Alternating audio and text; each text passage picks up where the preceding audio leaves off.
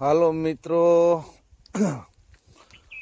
ઘણાની કોમેન્ટો, ઘણાના phone ને ઘણાની message આવે કે ભાઈ હમણાં તમે વિડીયો કેમ આયુર્વેદીનો દવાનો બનાવતા નથી ને કેમ બનાવ્યો નથી. તો મારે એને કહેવાનું છે કે મિત્રો હમણાં લગ્નગાળો હાલે છે, હું લગ્નમાં પડી ગયો હતો એટલા માટેનો ટાઈમ નહોતો, નકર તમારો જરૂરથી હું વિડીયો બનાવત અને અલગ અલગ કોમેન્ટો આપે અને અલગ અલગ ફોન કરીને અલગ અલગ ઉસ્તારની દવાઈઓ માગો છો, બરોબર છે.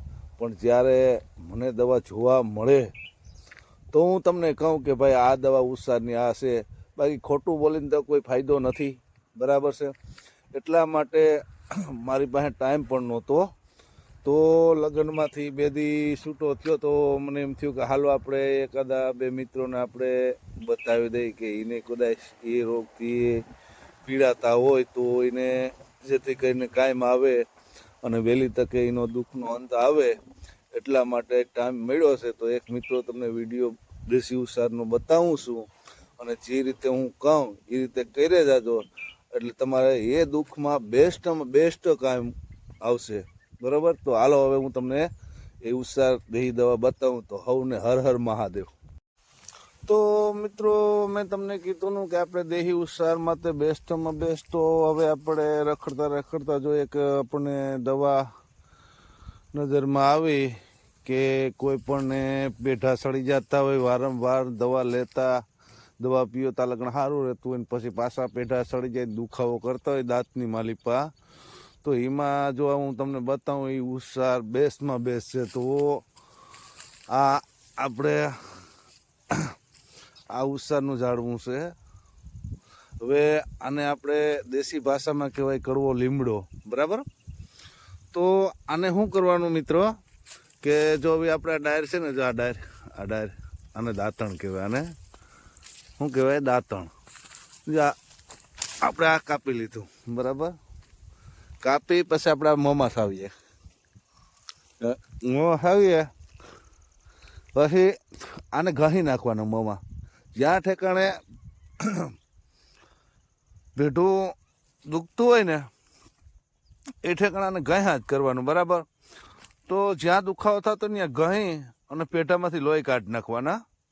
તમે પેઢામાંથી લોહી 1 થી 2 વખત કાઢી નાખશો ને મિત્રો, એટલે ગમે એવું તમારે પેઢું સડતું હોય કે જે ગમે ત્યારે તમને દુખાવો થતો તો ઓનલાઈન તમને મટી જાય. એમ આ તમને જે તમે ડૉક્ટરની દવા લ્યો ને એથી બેસ્ટ આયુર્વેદિક દવા છે મિત્રો, બરાબર છે.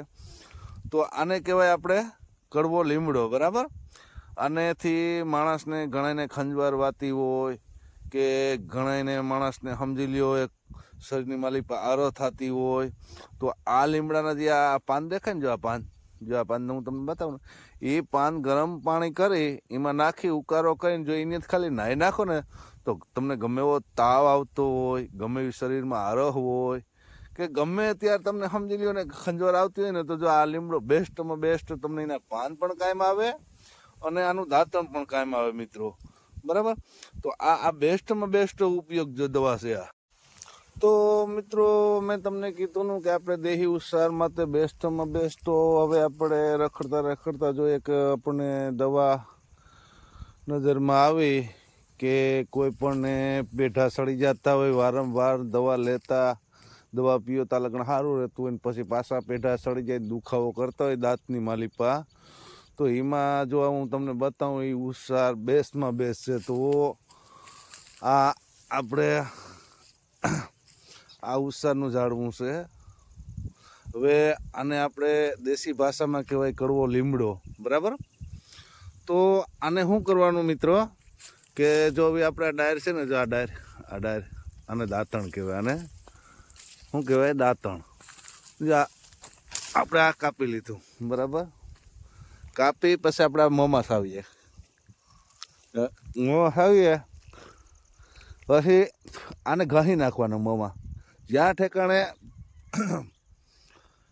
પેઢું દુખતું હોય ને એ ઠેકાણાને ઘસ્યા જ કરવાનું, બરાબર. તો જ્યાં દુખાવો થતો ત્યાં ઘસી અને પેઢામાંથી લોહી કાઢી નાખવાના.